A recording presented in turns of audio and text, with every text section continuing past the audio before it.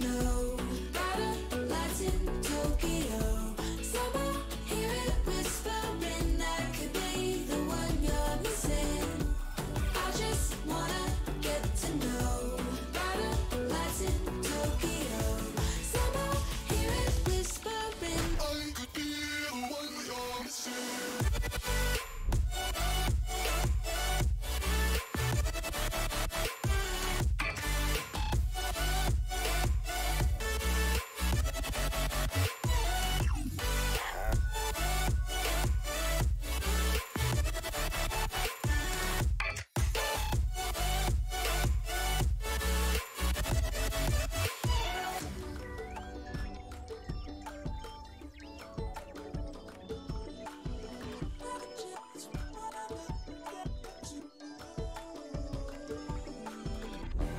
Wondering why I don't know the feeling of walking through these streets like they're mine. Trying to find a way to new beginnings somewhere in a different life. I just wanna get to know. Got lights in Tokyo. Summer, hear it whispering. That could be the one you're missing. I just wanna get to know. Got lights in Tokyo. Summer, hear it whispering. I could be the one you're missing.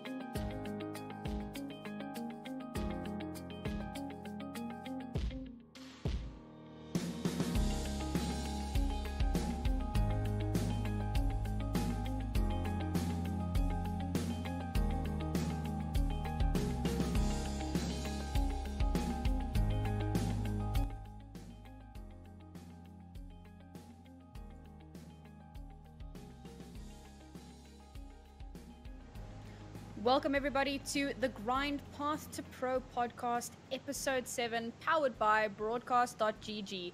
Thank you so much, everybody, for being here. I'm really excited to bring you our newest guest. But before I get into that, I am a woman of my word. Some of you may recall 2 weeks ago, we placed bets on some of the regions and who would be winning their finals. And unfortunately, I thought XL2 would win, and they let me down. So my punishment are these 2 chilies. Oh man, okay. So before we hop into this show, I promised that I would eat the chili before I started. So here we go. Oh lord. That's juicy. Oh god. Oh my god.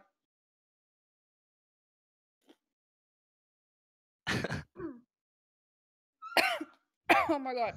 Do you have milk ready? Yeah, got some milk here in before Nice. dead.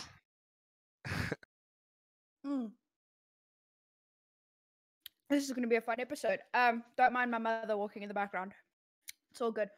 So while I try to finish swallowing these jellies, I'm gonna start with my usual who are you and why do we care? So Zappers, let's start with you. Who are you and why do we care? Well, hello. Zappis. My real name is Joonas Alakurti, and I'm a Finnish player, and I play in Contenders Europe at the moment.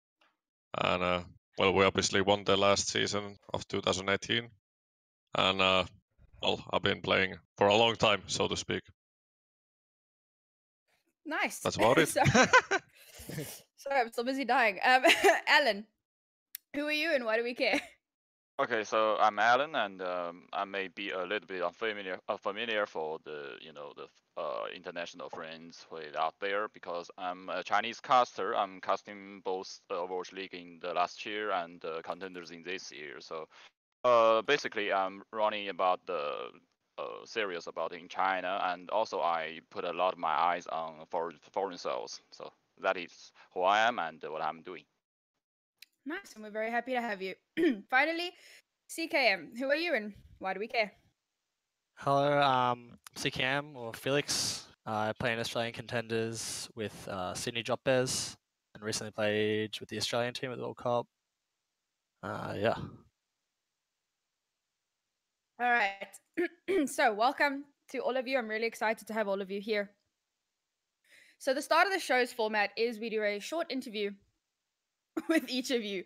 So, I'm going to start with you, Zappers. Let's start with how did you get into Overwatch? Well, I started like when was the first invites came out like publicly. It was the first like closed beta. I got an invite, kind of through a team invite, so to speak, because we had like a group of friends that we played with TF2 with, and then we applied for a beta invite, and we got it as a team.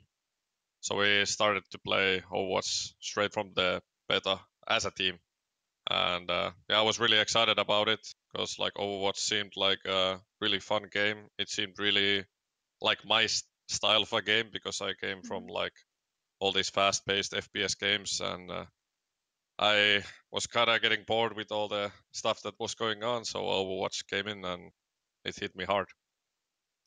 Nice. So, and you were in a professional gaming before Overwatch, or did you just play casually? Kind of casually. Nothing too serious. I attended a few LANs by playing TF2, but it was nowhere near like what Overwatch has become. So kind of like just doing my stuff. And when was your first foray into competitive Overwatch? I mean, you've been playing since the beginning. When did you decide to do this professionally? I guess it was like when we got signed to NIP, or like we like understood that we were kind of at reaching the top of Europe, like at the time, and then we started to look for sponsors or started to look for a team that could like manage us and pay us salary so we could do it full time. I guess it was kind of then that I realized that it's a possibility to go pro. Nice. Cool. So that covers more or less your intro into Overwatch. Let's quickly move on. So these interviews are very short so that we can cover as much of our topics as humanly possible. So Alan, I'm gonna get on to you now. How did you get into Overwatch? Well, firstly, I'm a player, although I'm not a very high level player actually. But then I have a chance to casting games, on my own wish, on my own personal interest, and at that time I'm only a white collar, a normal work person who is commute every day. So lately I have some relationship with some personal relationship with some person who is working, and they are talking to me that you look like a great caster and you should come in to give it a try. So in early last year, maybe just 1 year ago, I have a chance to got into the Overwatch League's casting team, and maybe starting as a guest and then a caster. So at that time, I realized I could have something really important role in here. So I literally decided that in late last year, in maybe November, I decided to go full time in esports, mostly in casting and maybe will try and other roles. So basically, it is all stuff from interest. So you've started with esports quite late. That's really impressive. Are you saying that Yeah. your very first entry into esports casting was only November last year? That is full time actually. Before that Okay. time, I was part time. Doing the same times. From from Monday to Friday, I was a normal work person in a company, and at the weekend, I'm the casting person who is on the desk. So that is I spent nearly 1 year in part time job like that. Wow. That's impressive. Yeah. All right. And you're part of China. What's it like being in that region? Because if I remember correctly, you guys actually have a LAN for your final, which is really exciting. I know a lot of the Yeah. other regions are pretty jealous about that. What's the Yeah, atmosphere I like? bet you'll be jealous, because it is a tradition, that we have a semi-final and a grand final on lands, and it is actually very exciting. Although there may be not a very big venue, maybe not a very big place, but the atmosphere is absolutely different. It is absolutely thrilling. So I enjoy it. I attend 2 of 3 lands, from season 1 to season 3. I was twice there, and I can really feel the atmosphere, the enthusiasm from the audience. So, and every time I talk to you people, you will ask me that if they have a microphone for the audience, because that is you're really the charismatic from the scene. Nice. All right, let's move straight on to our last guest, and that's CKM. So tell us, how did you get into Overwatch? I got the game like on release. I came from TF2, so I like played competitively.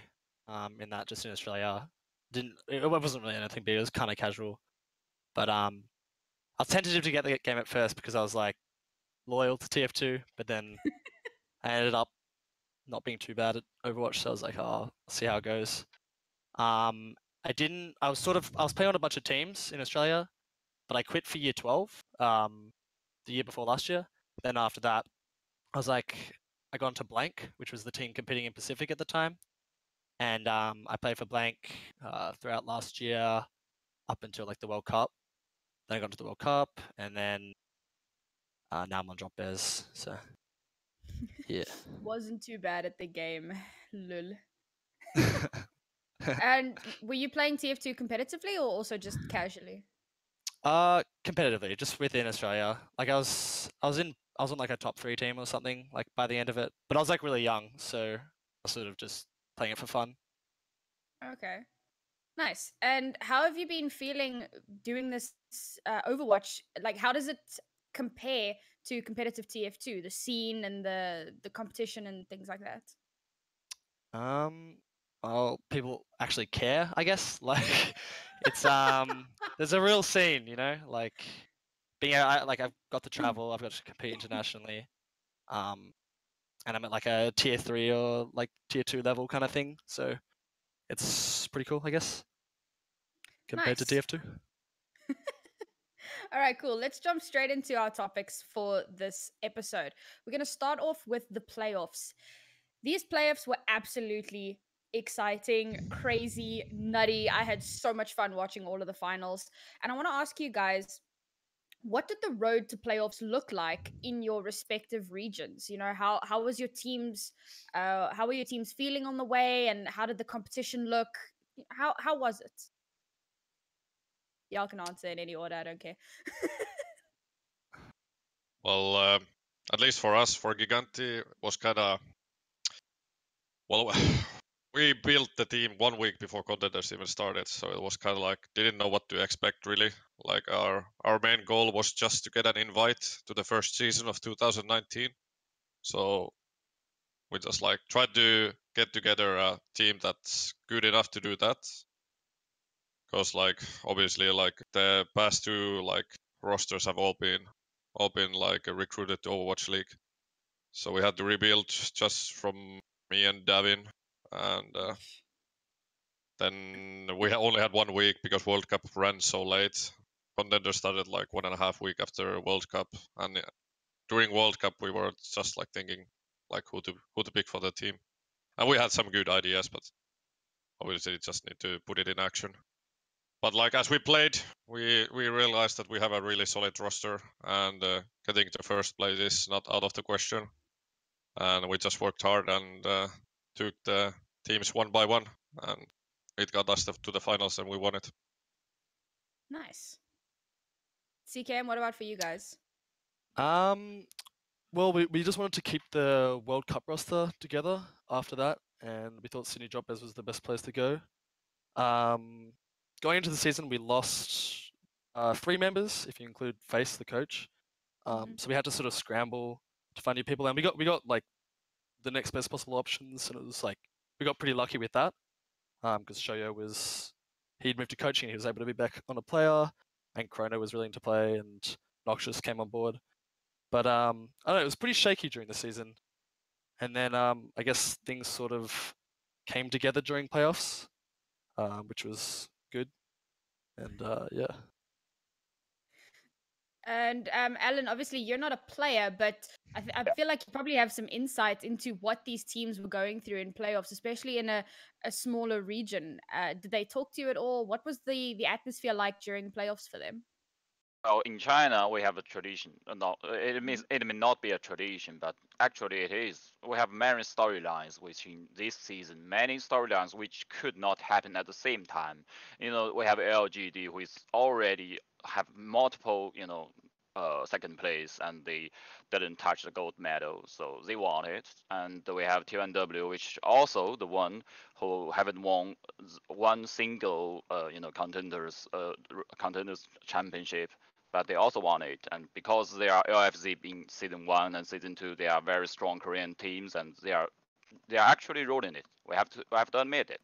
So, and we have Flag Gaming, a very inspiring and very a team with fast progress, fast-paced games. So, generally speaking, we all teams coming into the semi-final. The 4 teams are all very strong, and we have Team CC, which is always we can feel it is strong, and it's the only academy team in China, and we have a lot of hopes in them. But there's only one championship, and they will always be the falling downs. Always be the one who is disappointed. So for the teams, sometimes they are anxious. They have some anxiety, and I will talk to them, and they will try to do their best. And actually, I think Chinese teams are doing better in scrims than their in LAN performance and in actual the final games. So they need to be more. They have to be more mature and more more patience. I think to make their behavior in scrims into the real behavior.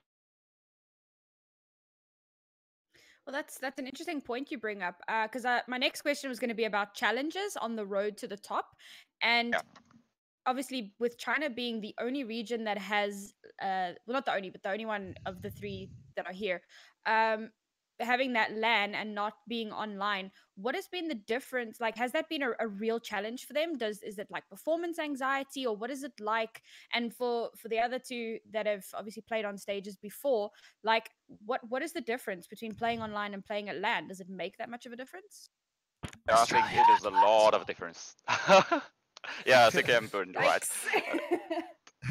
Yeah, and actually, it is a great lot of difference. I think because Zapis and CKM they have all play on both on LAN events or on online games. I think they know better than me, but I will see from my perspective. Take China's team, only academy team CC for instance. Actually, they are very talented teams and they are very stable. They don't change their roster much, and they have their main tank at Jiqiren. They have their very talented DPS role and also support line. But actually, they do a lot of great works in the online part. They are ruling, they are stomping in their group stage, but they show their weakness as soon as they touch the online part, which is still now and on this they can't just solve it now. So it hurts because I love that team too, but I don't know if they can to just solve it next season maybe. So that is just an example. And uh, regarding players, I would talk to players many times, and they are saying that they cherish every moment on stage in LAN event. That is very sure, but they are also very anxiety, and and one player then can even say that when he got off the stage, he's shaking his whole body. That is, Shame. I think it is very natural. Shame, and that's sweet. Okay, so apparently Australia had a LAN, and I'm just dumb. Uh, and how was that for you guys? Was it just the playoffs that were at LAN, or was it the whole event? And again, what is the change or the difference between online and LAN for you guys? So for us, it was just the semis and the grand final that were on LAN. For our team specifically, LAN is something that all of us have reasonably good experience with. Some of us being at the World Cup and at MEO in season 2, which was the big Australian LAN that happened in the Rod Laver. So people have experience from that, and I don't know, we thought that was something that would work in our advantage compared to some of the other teams. Like I think Heist, most of their players were first-time LAN. Athletica had done it before, but Order were like a way stronger team. But we knew going into the grand final that Order weren't too great on LAN historically, a lot of their players. And even though they like, I was kind of expecting to lose, to be honest. Like from scrim results, like even though we had like a really good record leading up to the grand final and everything, like I don't know, they were kind of the favorites in people that knew the scene well, like in their minds. But I think our experience on LAN like had a huge impact on the result, which is interesting. And Zappos, do you feel that EU might have had a bit of an advantage there at not having a land because it doesn't create that discrepancy? Well, I like enjoy it a lot playing at LAN, and I think like finals and semis playing on LAN, even contenders level. I think it kind of like that actually decides who the best team is, because like online is always just online, and when you actually need to perform and you're at a LAN, then it's a different setup. And I kind of sad that Europe didn't have LAN finals. They used to have like both seasons this year, maybe. I'm not totally sure, but I think they had LAN finals this year, previous seasons, and obviously I played in the 2017 contenders finals. I think it's just like depends on person, like how they react to the LAN environment. But it's totally different from playing home on your comfort zone than when you have to travel. All those little things come to affect your gameplay, and that's where it like matters how well you're like how well how do you say it, how well do you keep your nerves, and how well do you adjust to different things, because like everything is not the same as playing from home. The chair But it- height, man. Yeah. The goddamn But it- chair height. Chair height is so important. Is that a It thing? Like, is. do you have to? It's so important. Okay, that's a new one for me.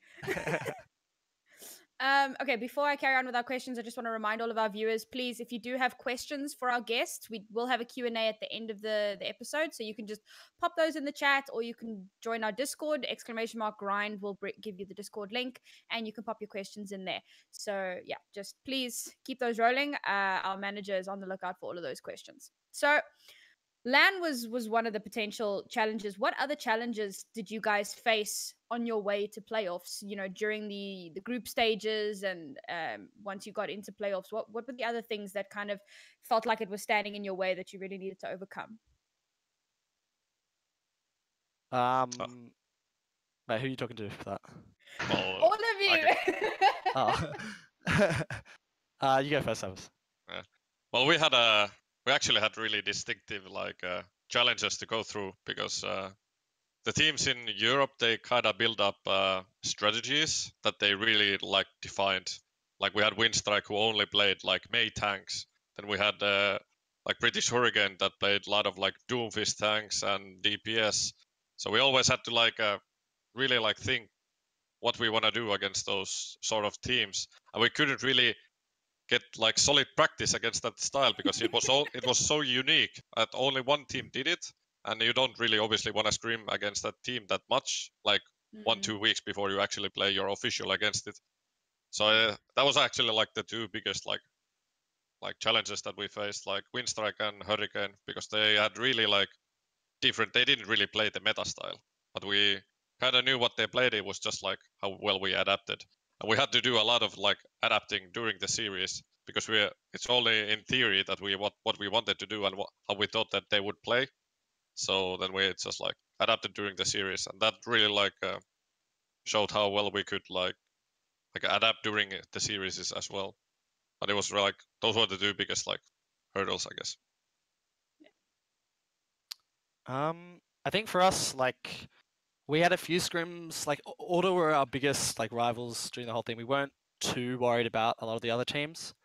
But from scrim results, we kind of gathered that Order had like a better goats than us. Ultimately, it didn't end up like that when it came to the actual series in the end.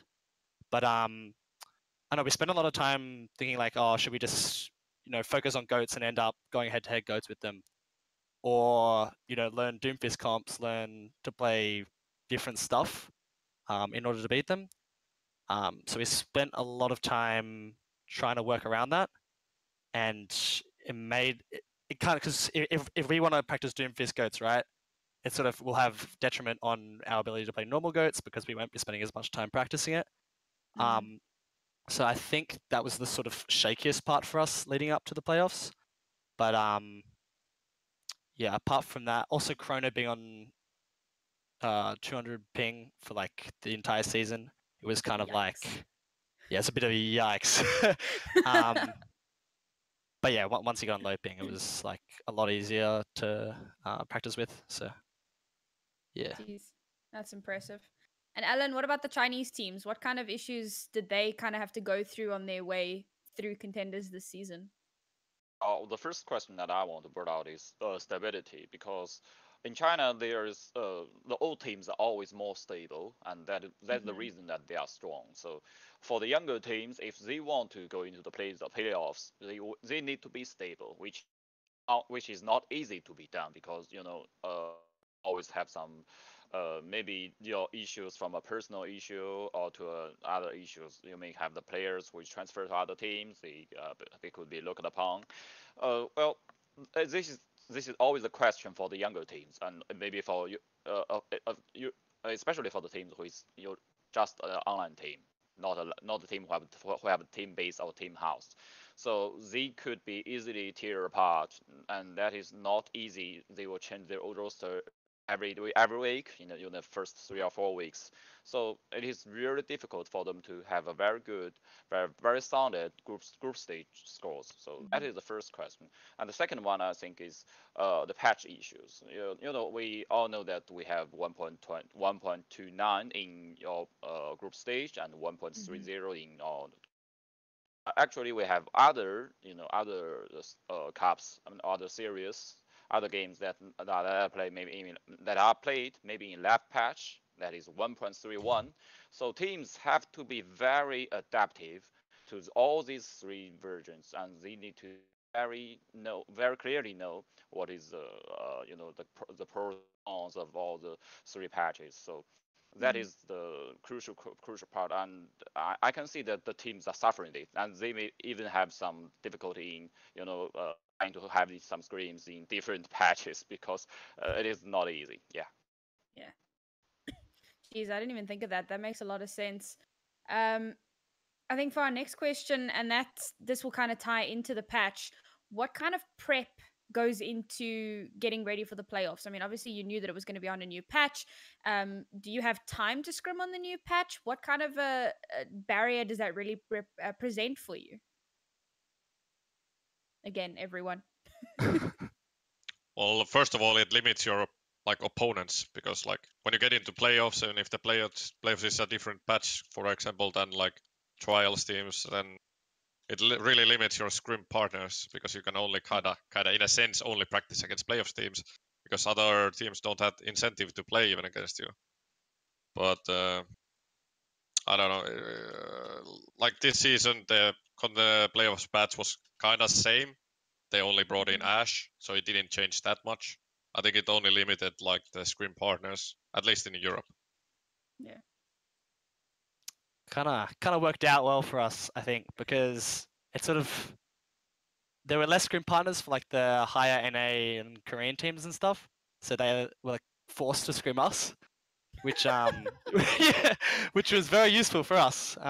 We got some really good scrims leading up to the playoffs that we wouldn't normally get mid-season, so it was good for us, I think. And the Chinese teams, you did talk a little bit about it. Were they also struggling with scrims? Were they struggling to adapt to the new patch? What was going on there? Yeah. The first question is, there are very short intervals between the group stage. Have too much time to adapt, and secondary, I want to see that the player who play Brigitte is not the player who used to play Brigitte. He's usually the DPS player, and maybe a flex player or players who plays projectile, and he is already, as far as I can see, many DPS players are very suffered from play Brigitte, and suddenly you change from 1.29 to 1.30, it can you can bash through the shields, which is very common thing in golds, in ever golds. So the play styles of Brigitte players have to be changed very vastly and very rapidly. You have to play it right. You have to play it safe. You know,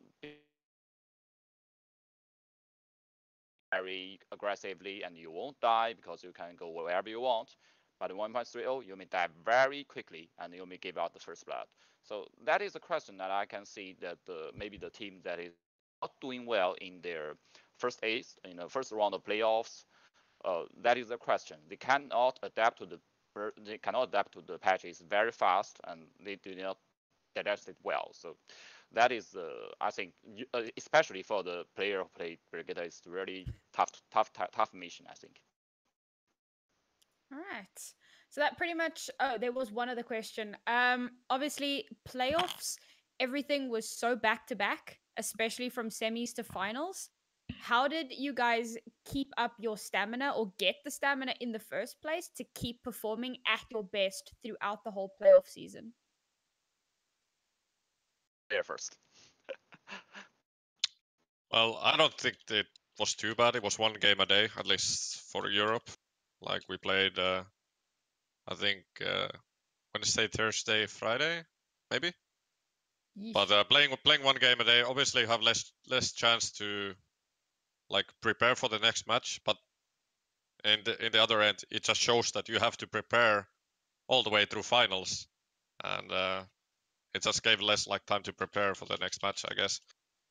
But I didn't mind it that much. I think it's pretty like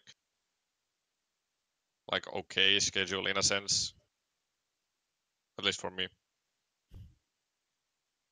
Yeah, I don't think our schedule is too bad.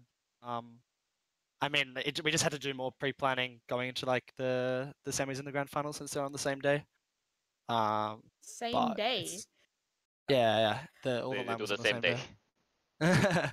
So we just kind of had to prepare for both matches, but it wasn't too crazy like Badlands where there's a lot more games in a day. So Jeez, y'all are so blasé about this. I'd be dying. And for the Chinese teams, how did they cope with the schedule? Well, first, the Chinese team has to face one struggle thing is they have to come from other places in China to go and host the semi and grand final. And the semi is the first day. The grand final is the final day. But I think I have to say that people have to be very, especially players. If you are great players, you have to be very quickly to, if you play this game, it's done. And if you win out or lose it, you have to drag yourself out of it. Especially if you have win it, you have to drag yourself out of it and to focus on your tomorrow's match, which is the biggest prize, the final match. So generally speaking, I think that is the distinction a normal player to a great player. And I can see that some great teams like T1W in China,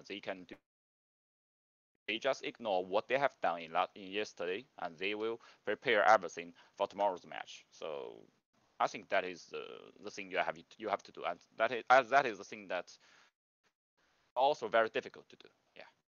yeah, mindset's a huge deal. I think when it comes to LAN and like the back-to-back matches.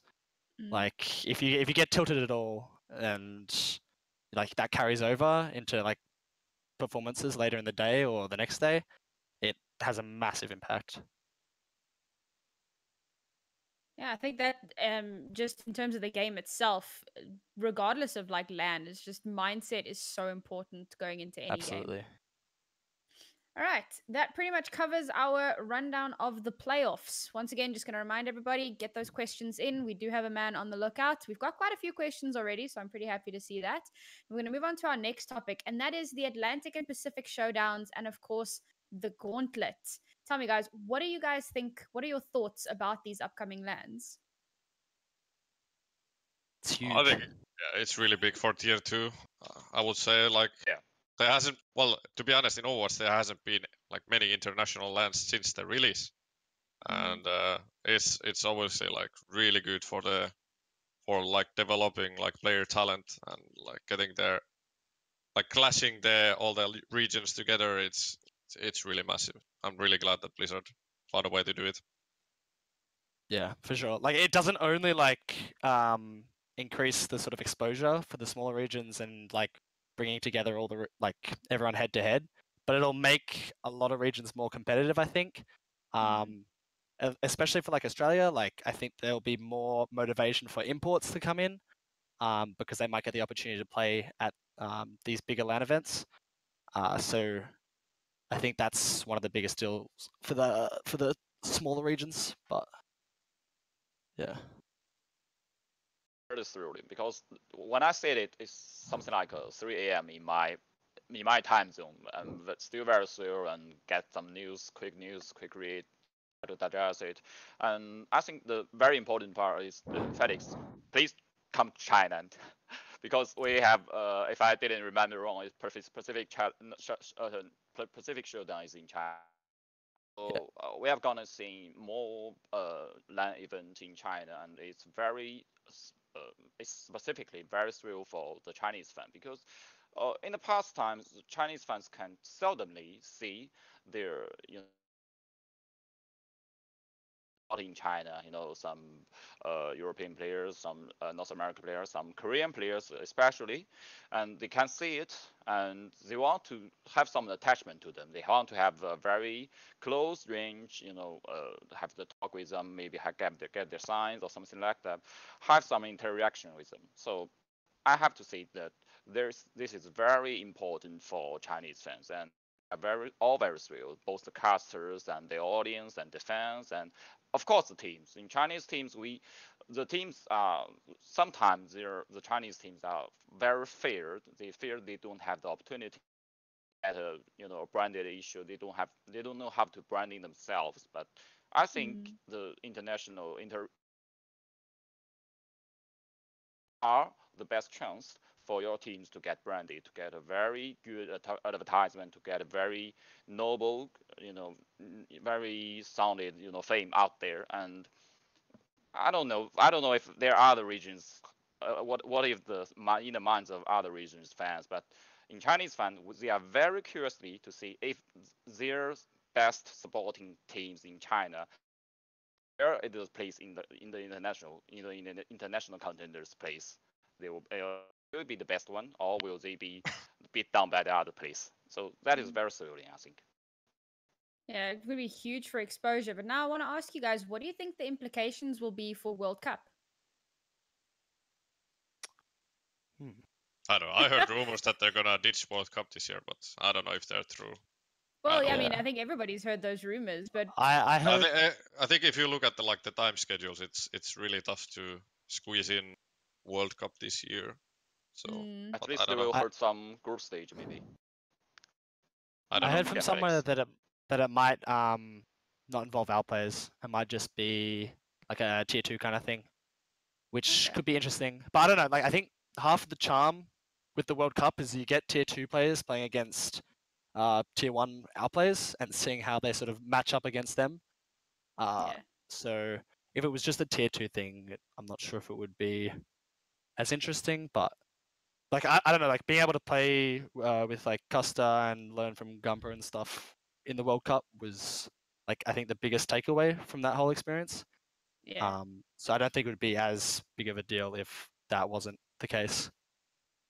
I will say personally, I would be a little bit sad because, as you mentioned, scrims between tier 1 and tier 2 teams, or not scrims, but show matches, are generally not favored because there's this idea that it's one of two outcomes. Either the tier 2 team gets rolled and everyone's like, well, that's what we expected, or the tier 1 team gets rolled and everyone's like, and then the tier 1 team looks bad and they're not too keen on that. So I feel like the World Cup was a great way to, as you said, bring those two tiers together and give everybody an opportunity to be seen. And of course, we saw a lot of tier 2 players get picked up based on their performance on the World Cup. So I think if we get rid of the World Cup, it'll probably be a little bit sad. I don't know if you guys agree. So any year's World Cup in the past 3 years, if I go back and look into it, it is very emotional. It is all Mm. very emotional, especially for me. The previous one in 2018, it's very emotional. We see Chinese team.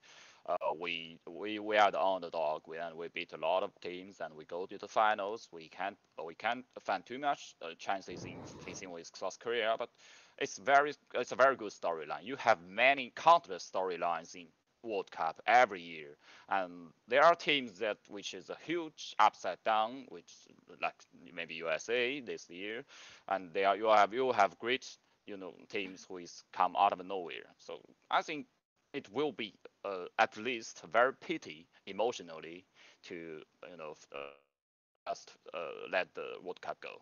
Yeah. Mm. Right. Well, next question is going to be, what are your expectations going into these lands? What are you hoping to see? What are you hoping to achieve and accomplish with your teams? What are you looking forward to? I guess for Europe, it's like the clash of NA versus Europe, like which produces the Yeah, better that is talent. very. Yeah, that's Yeah, we Yeah. all kind of want to like see kind that. of like kind of like the main thing going into it, because they're always like talks that Europe is just they just focus on one thing, or they just like go to one tricks everywhere, and Mm. I don't know. It's fun to see how well like the metas clash each other on like land setting, and that's when get like the best Western meta in a sense. But I don't know. It's just like fun to see in action, because like it's so rare to get Yeah. NA versus EU teams playing against each other on like equal ping settings and stuff like that. So Yeah. Oh, I think for so, like you go Felix. sorry. I think for Australia it's just another opportunity to prove yourself on like an international stage. It's not so much about like, oh yeah, like we're gonna clash against blah blah blah. It's not quite the sort of rivalry or anything like that. I guess it's more Mm. just like this is an opportunity that that wasn't there before, or was only there with the World Cup. So yeah. And Well, for Chinese team, well, mm. okay. Yeah, I was Now going to say for China. China, well, first place, we do have a rivalry, especially from last year. We have South Korea just beside us. So, many Chinese fans are really eager to see that what will the best teams in China facing off the best team in Korea, South Korea, and it's after the many great. So, uh, they are very eager to see what is the outcome. So, Mm. are we really, have the same place with them in the tier two scene? That is the first thing. The second thing is we have to admit that there is a little bit or maybe very much difference in the understandings of meta in China and other regions. Mm. I can already see that because I'm usually communicating other casters in other regions, and they all say that they have seen the last that is let's put it here. The Chinese region is the Chinese region is the least percentage region which you will see. You will see multiple different different meta understanding, verifying according to the teams. Have team like Flag Games, they will have their they will have their Sombra every game. They will just Mm. use it every game, regardless of maps, regardless of what their opponents is. And you will have T1W which smash their opponents in their last play or in their last group stage match. They don't use Ghost, they just use Doomfist. And of course you can call Doomfist Ghost is still a Ghost, but it is not the same. So Mm. Chinese region is a little bit different regarding of understanding of meta. So I would like to see that if this difference is just, it is if you are going before them or under them or something else, I don't know. Well, that brings up an interesting point. We've seen obviously in NA, EU, and Korea, Goats has been pretty dominant, but in all of the other regions, it's been occasional. There's so many other metas that have been happening. Do you guys think that will create maybe a what's the word, disadvantage for the other regions coming into these lands against these teams that have been playing goats for so long. And the other question, Alan, you mentioned one of the teams playing so much Doomfist. With the Doomfist nerf that's coming in, I believe that contenders or the trials are going to be on the current PTR patch or possibly on the current live patch, which means that the Doomfist Will be nerf nerfed. will be in. Yeah. So how do you think that's going to affect once we move into the land? Because the first land is just around the corner. It's what, 3 months? First. Well, I don't know. Doom's dead. Like, I think Crap. for the most part. Like, surely Doom Holy. doesn't get any play. I've heard the goats is still a thing though, so that's it's a bit tragic. Yeah, tanks are pretty strong still. And Doom is Yeah. Doom has even last patch. I didn't think Doom was that good. It Yeah. just required a different like sort of playstyle against it, and like we're always like very not to say willing, I guess willing, or like if there's something that's actually good against like the meta, we will obviously play and practice it. But there just hasn't been anything. All these like Maze and Doomfist, they're being like literal, like I would say cheeses that like Yeah. if it's you don't literally know cheese. Yeah. if you don't know how to react to it, then yeah, it can win. But if you know it, then it's not the counter comp or anything. It's just like you just For need sure. to have the different a little bit different playstyle for it. But yeah, current PTR patch, like I've only practiced like 2 days now. And tanks seem still pretty good. Doomfist seems a bit worse.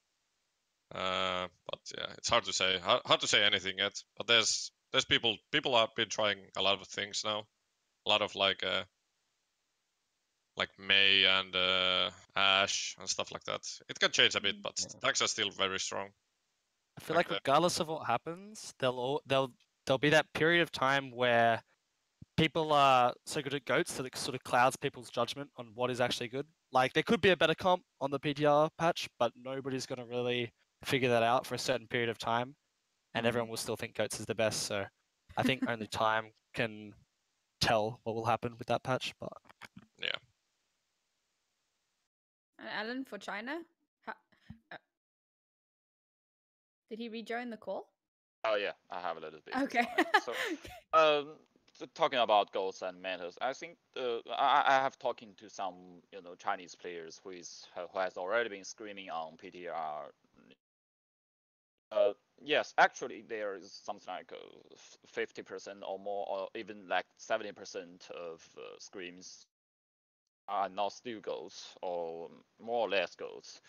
I think it's understandable because it's still no more than a week for most teams that they are practicing in a new patch. So they will try something that is in their comfort zone. So actually speaking, goals are strong because they are easy. They are comparatively easy and they are more safe to execute. So I think it's understandable. But in the long term, I think when maybe in the next line, or in the next there will be other solutions to goals, and there will be other play styles, I think. Cool. All right, well, that basically wraps up the topics that we had planned for everybody today. So I'm just going to remind all of our viewers, please, if you have some questions, do drop them in the chat or join our Discord. !grind will bring up the link for you, and you can drop your question in our Discord server. Now, I've got quite a few questions here for all and sundry. So let's start with the very first one, and this came from our Discord server. And the question is, now we've seen TFC, which is obviously Jane's Tournament of Future Champions, in both EU and NA. What do you think of hero bans in Overwatch? What do you think can be done to improve the format? Well, if I may start, I would like to say, I don't know what Felix and Zap is thinking, but I think if I'm a player, I will be very exhausted if there is a hero ban on. I have to practice every maps with the possibility that my opponents to ban my favorite hero or my best hero, and then I have to prep completely different strategies. So if I'm a player, I will be some kind of feeling exhausted. Yeah, I don't know. I don't think it's a good idea. I think it makes structuring practice very hard in a game like Overwatch.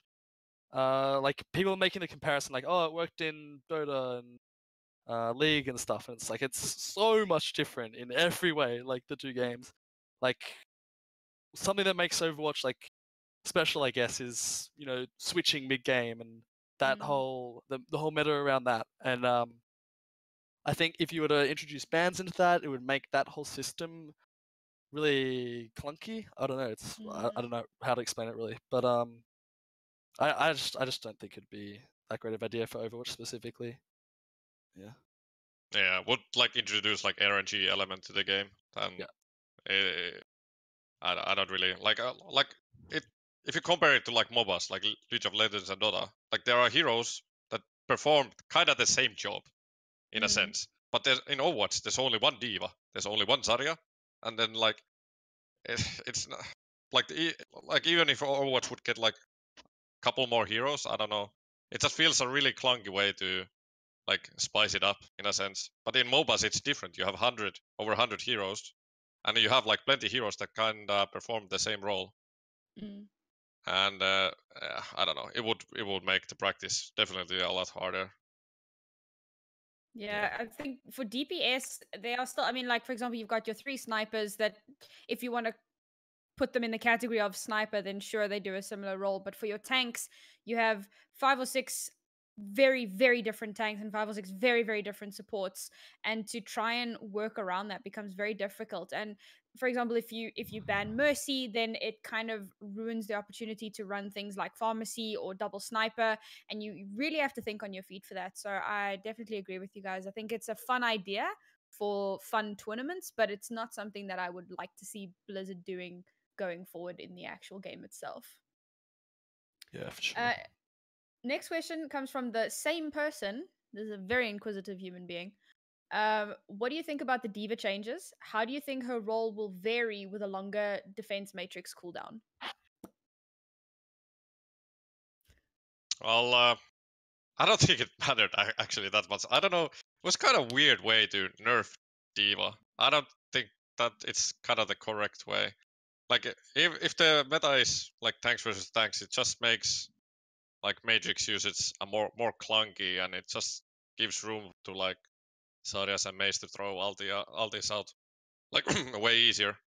And it kind of like, I don't know, dumps down Diva's playstyle a bit, or it punishes a bit. I think Diva is still like, Diva kind of deserves a nerf, but I think this is kind of the wrong way to go around it. I don't know, but maybe nerf her mobility or damage or something. But now it's just like, I don't know. It feels a bit more clunky, but it didn't change that much. That's how I see it. But I only have like a couple days of practice, but yeah, that's my like main thought about her. Anybody else? Yeah, I think it's That- weird because that is- like they're wanting to nerf tanks, right? And Yeah. that nerf the diva like buffs Zarya in a sense. Yeah. It buffs some of the other tanks. Yeah. Yeah, And it's of like, course. well, you've just like gone and done a loop. So Yeah, it's kind of weird if that was their goal to like nerf tanks, then it didn't really do anything. Like yeah, at least diva wise. Alan, you were going to say something?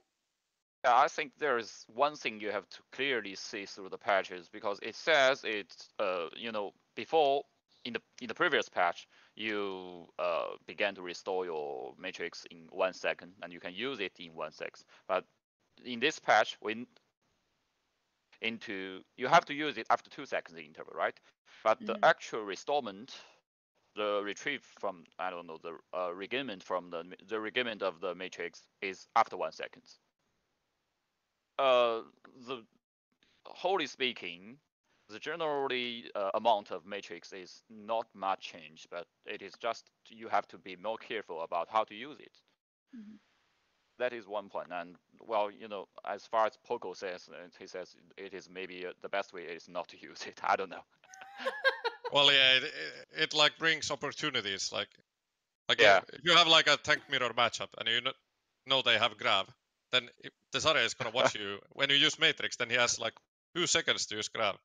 So it's like sometimes you really have to hold the matrix Mm. a lot on this patch, but yeah, I don't know. We'll have to see how it like develops. Yeah, I suppose it puts a lot more emphasis on alt tracking. If you want to eat that dragon or eat that grav, you really got to make sure that you're ready for it. Yeah. Right. Next question, and this comes from a South African, in fact. He's looking to go pro at some point, so I think this question is really pertinent for him. As a really high level tier 2 player, some coming from tier 3 and others have been in the scene for a long time, how do you keep yourself motivated to always get better, and what do you do to keep Overwatch fresh?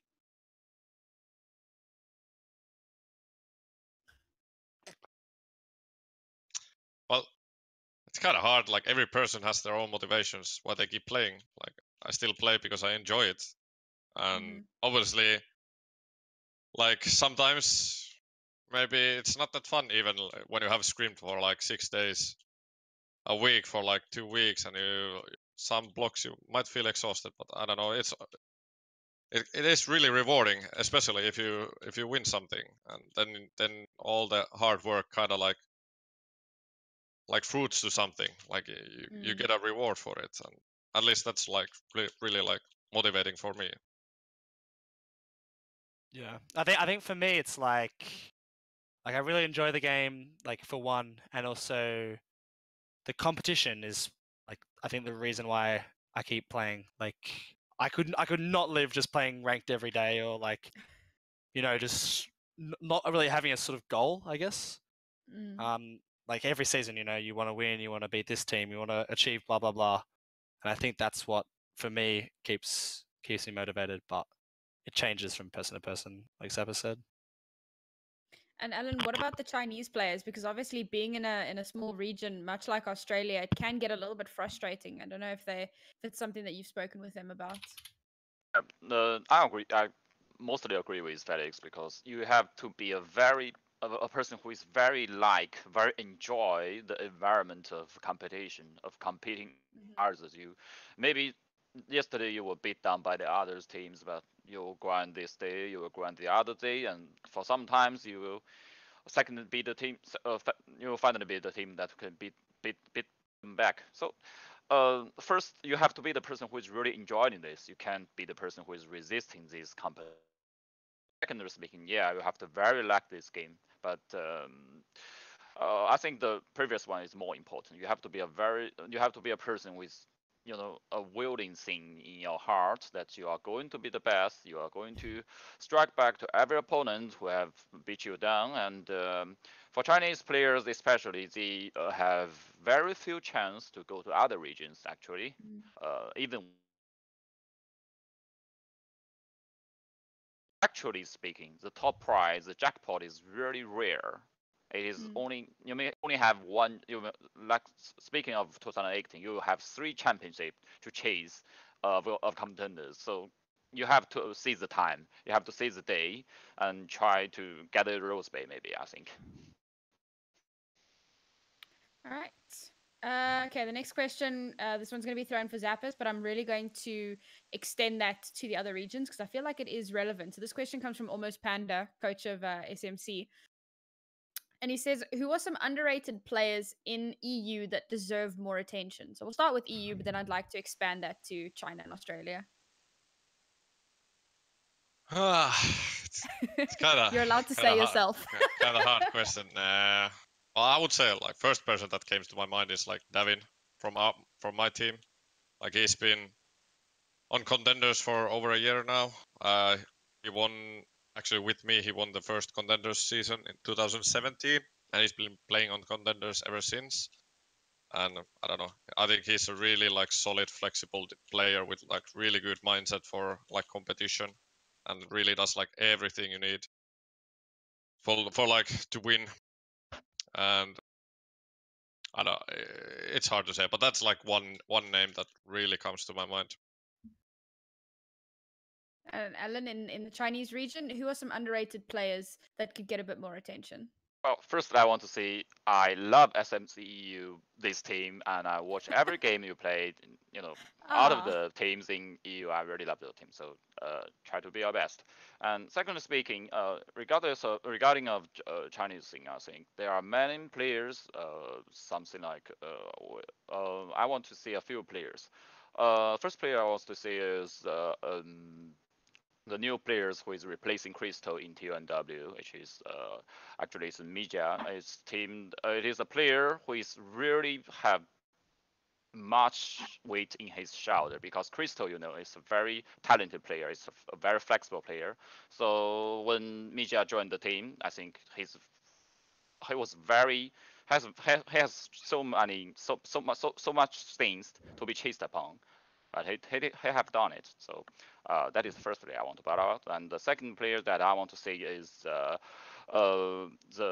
Zing from Team CC, who is a very good off tank, just like Zavis, and he's very good as both Zarya and Diva. Actually, previous speaking, we he have some issues with his, I think Diva playing, but these days have been really growing through this year. So I think he's upon. all right. I believe CKM is just BRB for the moment, so I'm just going to skip on to I'm the here, next I'm here. question. We are here. Hey, Yeah. good timing. All right. So the Um, question was underrated players in EU, but for you, obviously Australia, that deserve more attention. I think for Australia, a lot of the guys on Heist at the moment who came Mhm. in the third/fourth spot.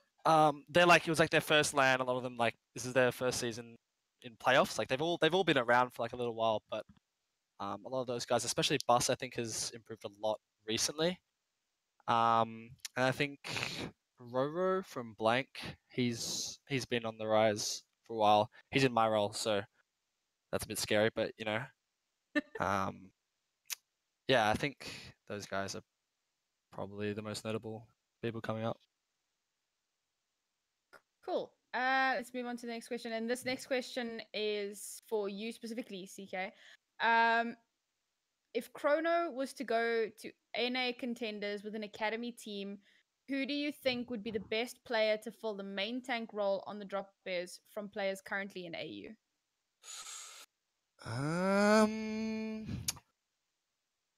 Because that's actually a possibility. So I'm not sure if I can talk too much about that. Leaks. Yeah, I don't know. We've thought about a lot of options. I don't know if I can talk too much about it now, but we've considered like a few people from AU, but also like overseas regions as well. Just because now there's a lot of we have a lot more. What's the word? We have a better selling point now to bring overseas talent in because of the gauntlet and stuff like that. So yeah, that might happen, or we might go in AU if Chrono does end up getting picked up. So yeah, we'll have to wait and see, I guess. Fair enough. All right, we have 2 questions left. So before I get into those, I just want to remind everybody, if you have questions, please do pop them in the chat and I will get to them. So this next question is also specifically for CK. Oh. Sure. Why? Okay, ask CKM why he VPNs to the US and doesn't play on OCE. I do play on OC, but yeah, like most people in AU VPN to the US just because ranked is terrible in AU. Like, Yes. there's not enough people. Yeah. Like if you queue non-peak times on an account that's like 4.1, like you're not gonna find a game. If you queue peak times on an account that's like 4.2 to 4.3, you're not gonna find a game. So you have to Q&A, and also like it's just better games. Like being able to play with our players and like higher tier players is better for improvement. So I guess that's the reason. If I play AU, it's just for mechanical practice. That's literally all you can gain from it.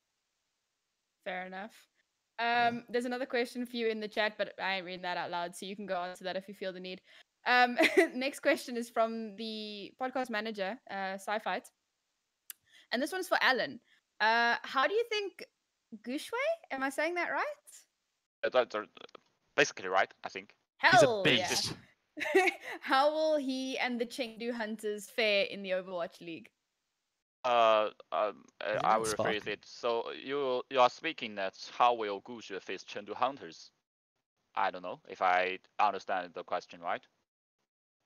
Well, is he on Chengdu He's on or is he on Spark. Spark? Okay, so our manager got he's the on team Spark. wrong. GG Sci-Fight. How do you feel like Spark's gonna do? So Spark is very interesting team, and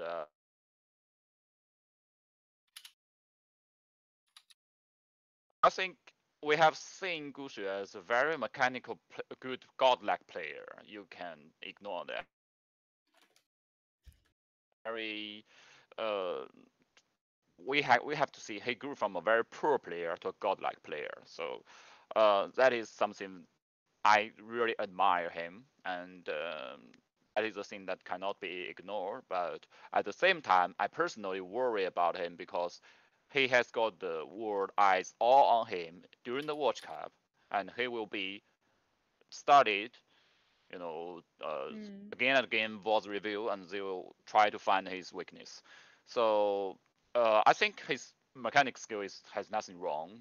He has improved a lot, both in his he has improved a lot in his Orisa and his Reinhardt, and his and I don't think there's much there's many more better Winston than him, and so mechanically speaking, he don't have too much weakness. But I think the chemistry is the first thing because Spark has two Chinese players, as we all know. They have Crystal, they have Sku Xue, but Crystal and in the first game. So I don't know if what their their rosters will change, what their roster, what the first six they will choose. So worried about the chemistry he will have between him and the Korean role. I hope that both his coach himself will try to find out a way to blend it in well. And if he could do that, I think he will be maybe the Fisher in 2019. I think. All right. Turns out that was two separate questions. The one question was about Gushwei, and the other question was about Chengdu. So, how do you feel like Chengdu are going to do as a separate? Well, if I said worried about 100 Spark, about Gucci in 100 Spark, I would say I would be desperate about Chengdu Hunters, some kind of, because that desperation is a little bit go after Jixin was signed to Chengdu as a main tank. And a little bit comfort, but still there's a lot of questions in Chengdu's roster, personal skills, and their players. Several of their players have been remotely from this scene a lot of time, and we have visa issues, we have other things, so kind of a mess. And I would like to say that is something we have to admit. But I think the key thing, maybe the golden apple of this whole Chengdu Hunters team is their coach. We all know Ray. So Ray is Coach Ray is a very talented person, and he has done something that never other people can do. Like during the Watch Cup, he made a strong Chinese team, and nowhere see where they came from, and they beat down a lot of teams, and they go all the way to the closest to the champions. So let's see what the Coach Ray can bring us. And he has, I think, limited things to limited resource and limited help from the other players. But I would really to see the magic that he can do. Hell yeah, I'm excited for that. I am repping Chengdu Hunters this season, and it has a lot to do with their logo. I'm not gonna lie. And that is the pseudonym for logo, I would like to say. Hell yeah. All right, so this is our very last question, and it is I'm going to see if I can get through this question while making it understandable. It's long. Do you think the regions are too unbalanced with all the players who want to play on NA because of the academy team and this ranked who is more interesting because of all the players? It will be easier to grind when you face better players. Sorry if I butchered that. I literally read it word for word. I think what's trying to be conveyed here is all of the academy teams on NA now everybody wants to go to NA so they can get paid. Is that an issue for the other regions? That's for everybody. Well, yeah, obviously in a sense it is, because you just get less like teams that like actually pay salary to your players, and you get less opportunities. But there's still a lot of players in Europe, and the skill level is still like quite high, I would say. I don't know. It's kind of it's easier for the NA players, I guess, and it makes migrating to NA a bit more desirable for some players, I would say. But yeah, I don't know. Maybe this year with the lands it will fix things a bit. Yeah, but yeah, at this moment, the West contenders it's a bit NA sided for sure. Yeah, for sure. I think even for EU at the moment, there's only one academy team, and I think there's one Chinese academy team, if I'm not wrong. Or was it two, Alan? Yep, that's right. But Yeah. you know, firstly speaking, the OWL is in North America. Yeah. So the academy team owning academy in China, which is Team CC, and they are academy to the Shanghai Dragons. But mostly speaking, Team CC is actually the most stable team in China. They have a very stable, circumstances and pay. They are very good. So that is the issue that happened in China. Team CC actually do attract a lot of talents, and regardless of their maybe not the best outcome, but they do attract a lot of players. But for China, I think this question is a little bit different from other regions, because Chinese region is like some kind of like isolated island from other regions. Most speaking, Chinese players, they don't have such good English and communication and relationship skills to get into the thing of an NA academy team. So what they can try to is maybe get into the academy team in China, which is Team CC. But Team CC don't have maybe now, because mostly players in Shanghai Dragons are Korean now, so they may not see a very clear future they will get into Shanghai Dragons. So it's quite complex. So for players in China, they are kind of like, first I need to become the best players in China, and then maybe I can go to the Overwatch League like the other Chinese player like Gu Xue, like Crystal, and like other teams. And maybe they are hoping that there will be another Overwatch League spot in China, maybe in Beijing and other place, I don't know. But they're hoping that if there is another team in China, I think possibly it is better for China's Chinese player. Yeah, I think I guess for smaller regions, it's almost essential to go to NA contenders before, having a chance at AL. For like EU and China and Korea, it's like you can go straight from the top of that contenders region to Overwatch League, whereas maybe the exception would be Color Hex, but like the chances of an AL team wanting to pick up an Australian player who's only played in Australian contenders is like next to zero. So for like our region, that pathway through specifically NA contenders is essential. All right. We've had one last question come through, so sorry guys, I'm just going to quickly run through this one.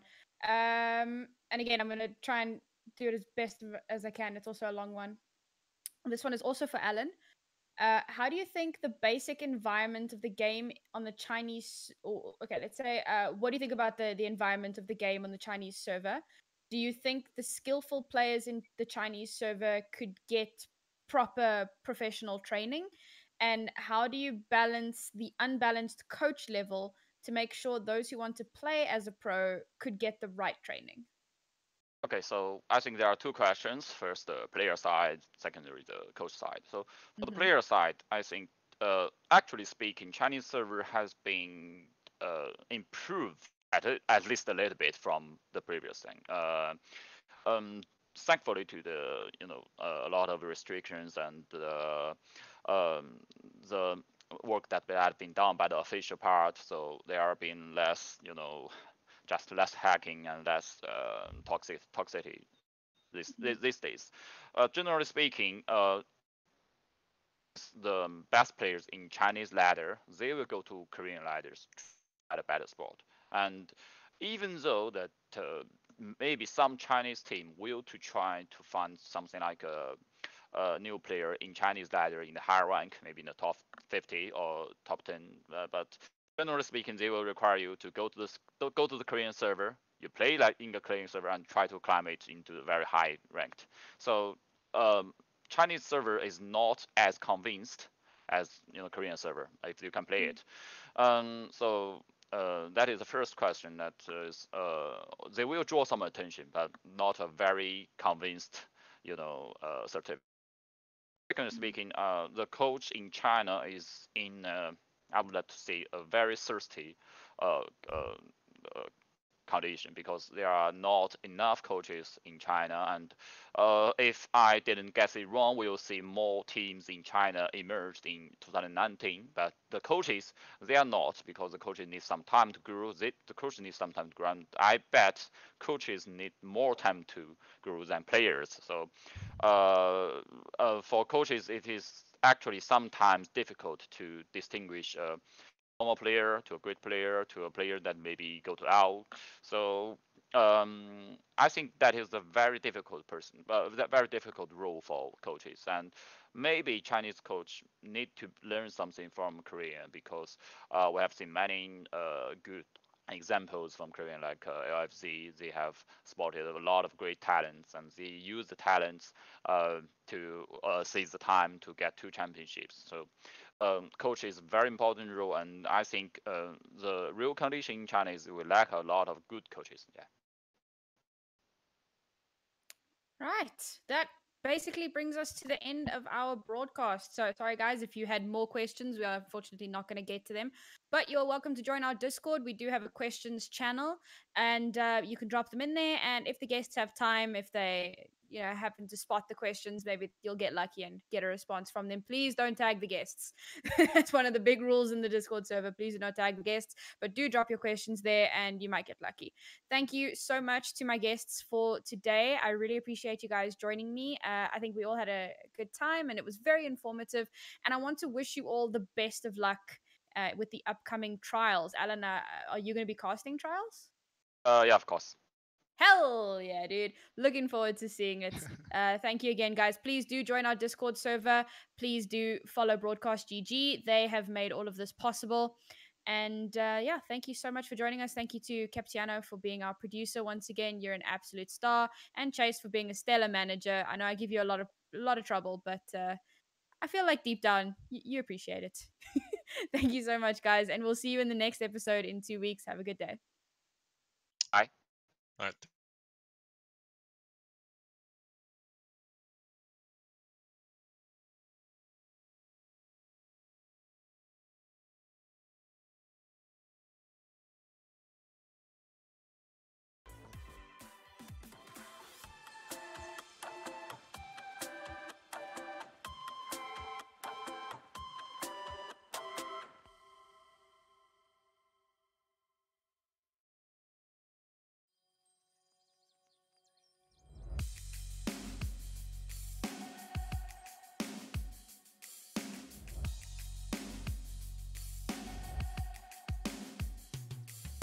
We left this town with the speakers loud and the radio, playing old Sublime that we stole online, every verse we know. And we hadn't had a clue if we'd make it by noon or even where we'd go.